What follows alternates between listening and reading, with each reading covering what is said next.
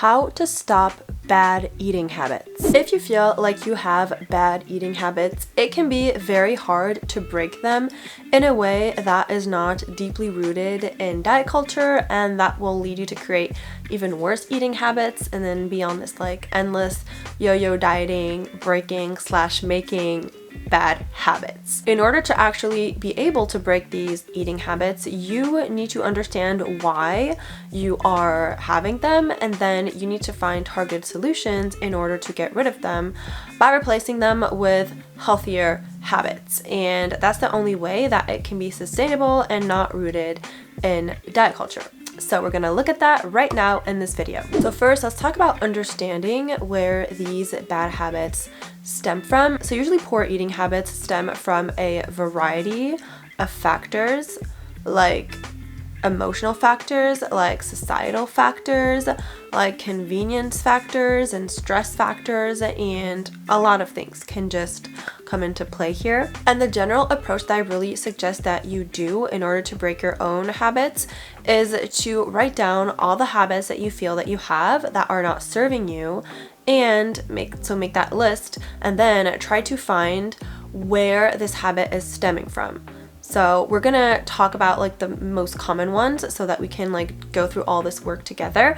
But if you're not finding yours in the list, and if you can't kind of like fit it to one of the ones that we talked about, you really need to do this exercise of like going through all your habits and then trying to pinpoint what kind of leads you to doing that. Is it like because you get emotional? Is it because you tend to go for convenience? Is it because, I don't know, you're too busy? All the reasons, and then it's going to be easier to find targeted solutions. So now we're going to talk about specific strategies to break specific bad eating habits, and hopefully you'll find your habit in this list. So number one, a very common bad eating habit that I see is skipping meals. The reason why it's bad is because you're essentially disregarding your hunger cues. You're telling your body, no, you're not the most important thing right now because there's this, there's that, whatever. And so you're just pushing what it's feeling, you're pushing your needs to the side, and that means that everything is going to come back tenfold. So if this is something that you do often, chances are it is then followed by periods of binging, or at least extreme overeating. Let's say that you often skip lunch, then that can lead you to overeat at dinner because you need to be getting that energy from somewhere. So it's kind of like the rubber band effect. You're going to pull it super tight and then it snaps. So in order to break that, you need to understand what is causing you to skip that meal, what is causing you not to be able to eat regularly. So let's say that it's because you don't have time to eat lunch at work. Then you really need to make sure that you have a very convenient on-the-go option that you can have. And lunch doesn't have to be like this full-blown 3-course meal. You can have a few snacks and have that for lunch. Like, the only important thing is that you need to be eating. Understanding how important it is for you to be having meals regularly is also crucial in order to shift the priority levels that like eating the meals is at, because chances are you might be prioritizing other things. And if it's something that you're doing purposely because you think that it's something that is beneficial to you because you're saving calories or something, then that is a mindset work you need to be doing in order to understand that you are actually sabotaging your progress by doing that, and that the best thing you can do is to listen to your hunger cues. And that also means eating meals around every like 4 to 5 hours, and one of them can be a snack, that's fine. So basically you need to figure out what is causing you to skip those meals, and then apply one of the targeted solutions in order to stop skipping them. So bad habit number 2, it's kind of the opposite, and it is overeating.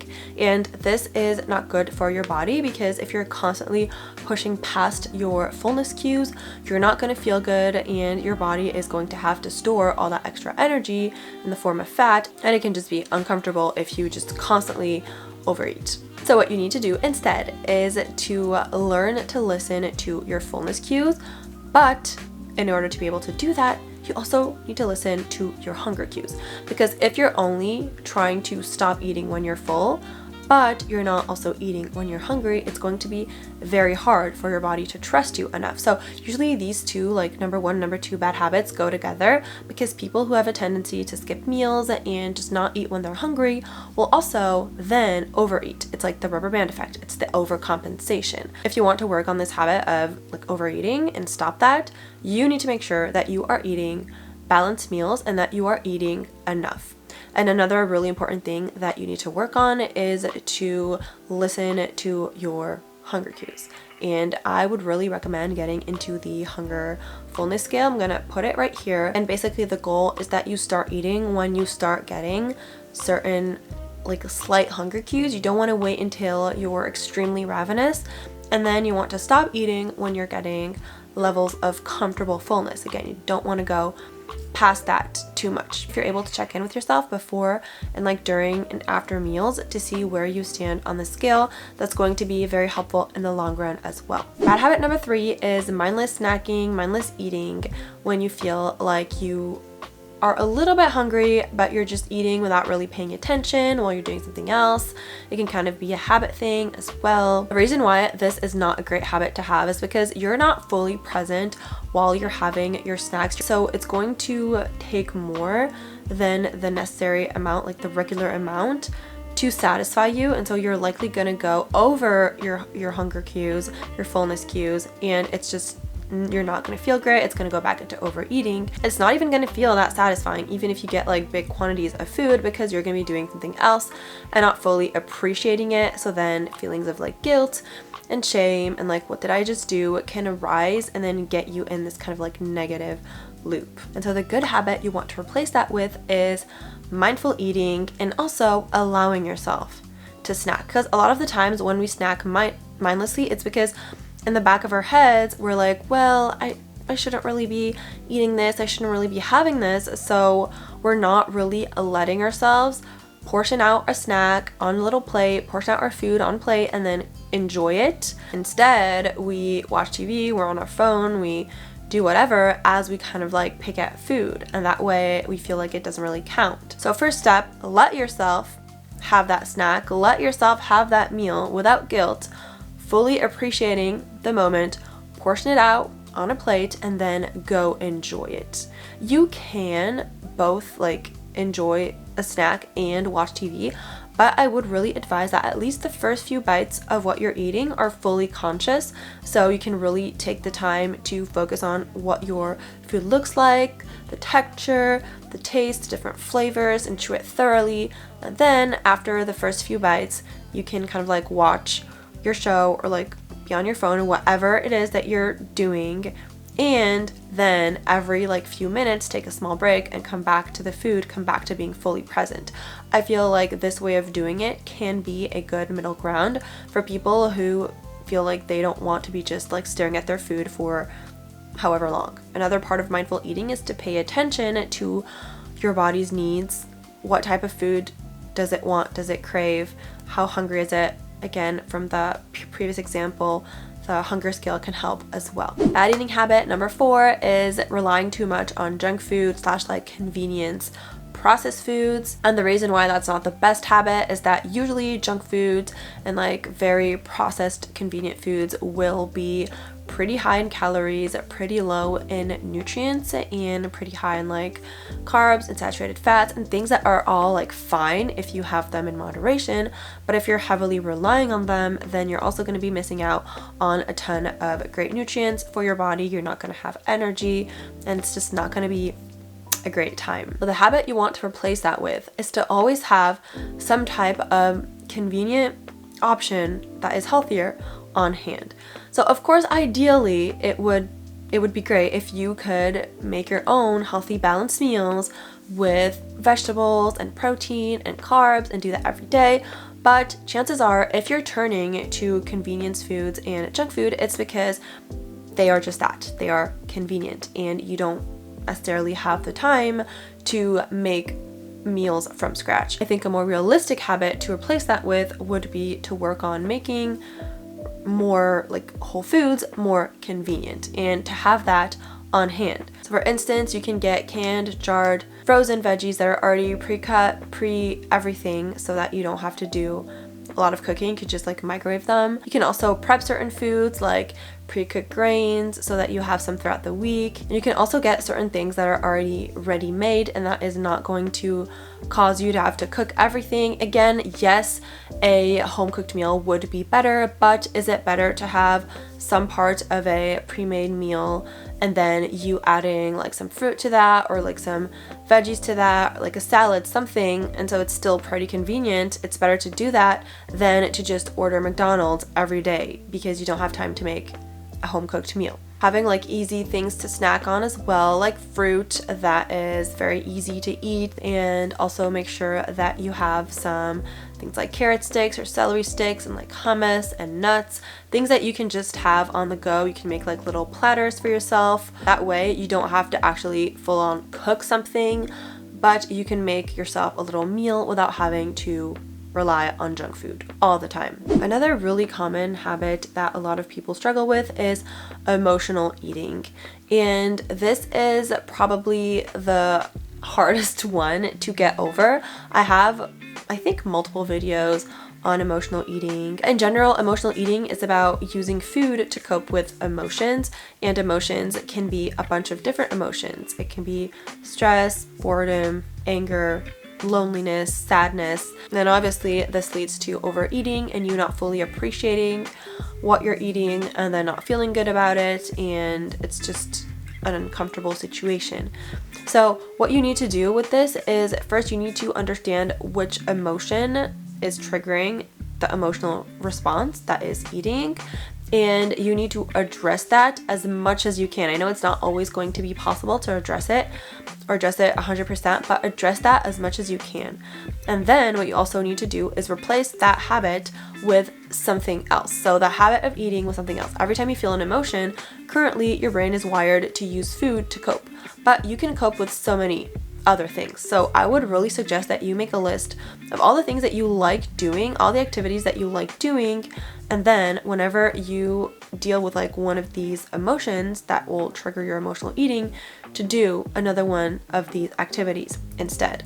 And also you can kind of compile activities in order for them to have a higher like appeal level and to kind of compete with the food, because, you know, if one of your activities you like doing is listening to music, but you really had a stressful day, listening to music maybe isn't gonna cut it, eating a bowl of ice cream will. However, if you're able to eat maybe, instead of the entire bowl of ice cream, maybe like one scoop of ice cream while you listen to music, and also then you call a friend, now we're kind of like stacking on these habits and they become more effective ways to cope with those emotions. And another bad eating habit we're going to talk about is eating too quickly. And that is bad because obviously you're not mindful when you're eating, so you're not fully appreciating your food. You are just like wolfing down everything. You're not going to get that level of satisfaction, so you may end up overeating, or you may end up being hungry like an hour or two after your meal, and that is just not a comfortable place to be in. So we're going to replace that with eating in a way that is more mindful. Again, this is pretty similar to the mindless snacking, but I'm going to give you like one or two concrete tips that I think will really help. So first, what you're going to do is you're going to set a timer for your meal so that it lasts at least 20 minutes, and you're not going to let yourself get out of the table or like stop with the meal experience before those 20 minutes. So let's say that you sit down and you're done eating everything in 3 minutes, you have to sit there for 17 minutes and do nothing. And then as time goes on, you're going to be able to take up more time, fill up more of the time with the food. So that's kind of like the more general tip. And then a tip that you can do to help you kind of stretch out your eating time is every time you take a bite, you need to make sure that what you have in your mouth is thoroughly eaten, thoroughly like out of the way, that you've swallowed it and your mouth is entirely clean before you reach for your next bite. Imagine that you have like somebody in front of you that you aren't really familiar with and that you need to talk to them after you've eaten your bite, and you want to make sure that you don't have like stuff in your mouth. This whole trick is going to help you take the time to thoroughly chew the food that's in your mouth before just like reaching for another bite, and it's going to force you to actually take that time. If you're able to do that, then you're gonna spend more and more time of your like 20-minute timer eating, and that's gonna be a much more enjoyable experience. And it's going to be also easier to be more in tune with your hunger cues. So now I asked on Instagram if you had certain habits that you found hard to break, and a lot of them were the ones that I talked about. They're kind of the main ones, but I did have a few that are a little bit more specific that I wanted to address. So somebody said overeating at night. So for me, when you overeat at night, it's a mix of emotional eating. It can be like boredom eating, which is like a subcategory of emotional eating. And it's also a mix of mindless eating. So if this is your case, you need to ask yourself if you're doing this because you're actually hungry. Is it because maybe your dinner wasn't big enough?